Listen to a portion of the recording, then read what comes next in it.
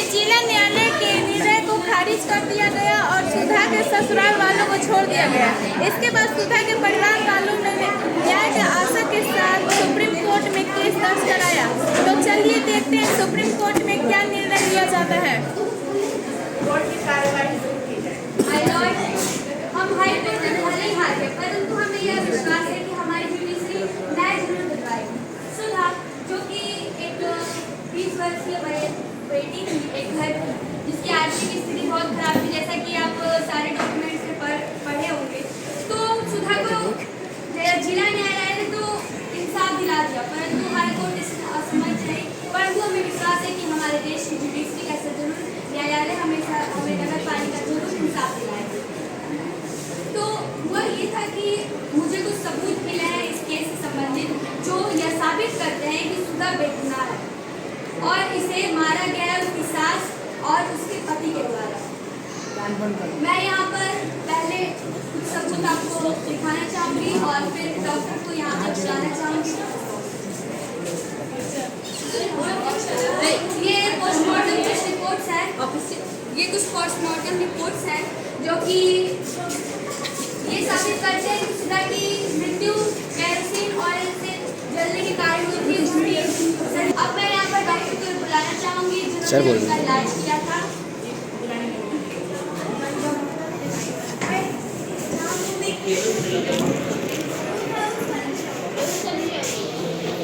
मैं गीता पे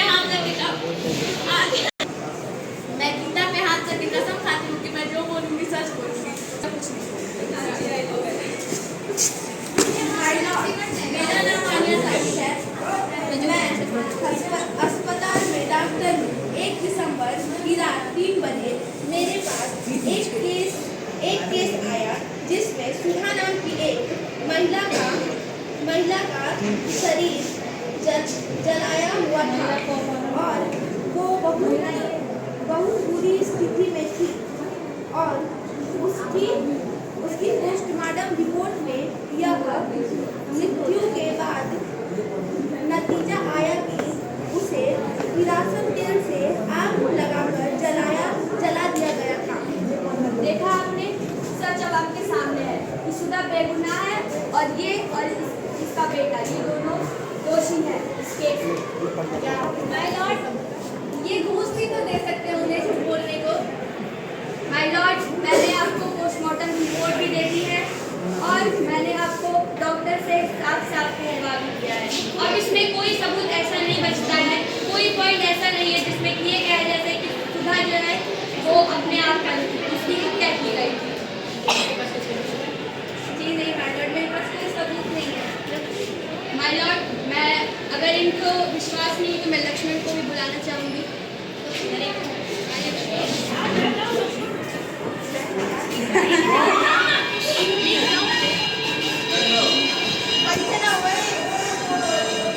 मैं जो बोलूँगा वो सच बोलूँगा, सच के सिवा कुछ नहीं। हाँ तो लक्ष्मण जी कैसे हैं आप? तो 1 दिसंबर की रात को जब आपको पता चला कि सुधा की हत्या हुई है, जैसा कि आपकी माताजी ने बताया था कि आप घर पे थे, तो आप नीचे क्यों नहीं आए? 1 दिसंबर की रात मैं छत पे पौधों को पानी देने गया था, तभी नीचे से सुधा की आवाज़ सुनाई दी। फिर मैं सीढ़ियों से नीचे उतरा तो मैंने देखा कि सुधा की साड़ी में आग लगा है और मेरे पड़ोसी वो आग को बुझाने में लगे हैं। और फिर मैंने उन्हें हॉस्पिटल लेके गया और उनकी दैनिक स्थिति के कारण उनका मृत्यु हो गया। देखा माय लॉर्ड, क्या झूठ बोला इन्होंने। इनकी माँ ने कहा कि ये ऑफिस में थे और जैसे ही मैंने इनसे कहा कि घर पर थे, इन्होंने कहा कि अपने छत पे पौधों में पानी डाल दो। मेरे को देखा, सच आपके सामने है। इससे सीधा यह साबित होता है कि सुधा की हत्या इसने और इसकी माँ ने मिलकर साजिश रच कर की है। अब आप जा सकते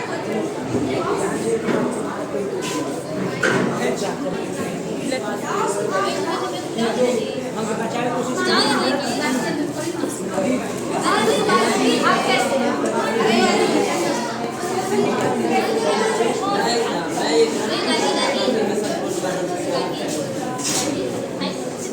तो बढ़िया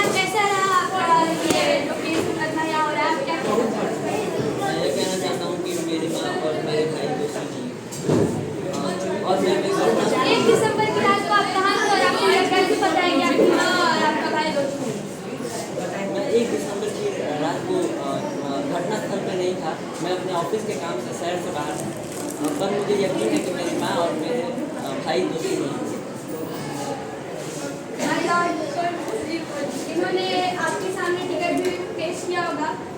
इन पे मुझे विश्वास है कि हाँ ये बात है, लेकिन इनकी माँ ने और इनके बड़े भाई ने यह बहुत बुरी तरीके से सुधा की हत्या की है। मैं चाहती हूँ कि आप सब सबूतों को मद्देनजर रखते हुए एक अच्छा निर्णय लें और ये नगर पालिका को एक ऐसे उच्च स्तर पर पहुँचाएं कि हम जिसे नगर पालिका पूछते हैं, जिस स्थिति को पूछते हैं, जिस लोग को हम संस्कृत में पढ़ते हैं, जिसकी हम पूजा करते हैं, वो बरकरार रहे, हमारी भारत की संस्कृति बरकरार रहे। अब निर्णय आपका होगा तो मैं सारे सबूतों और गवाहों को मद्देनजर रखते हुए ये कोर्ट इस फैसले पर पहुंची है कि शुक्ला और उनका बड़ा बेटा लक्ष्य, लेकिन उनके छोटे बेटे के खिलाफ पर्याप्त सबूत न होने के कारण उन्हें छोड़ दिया जाता है और इन दोनों को उम्र कैद की सजा सुनाई देती है। The court is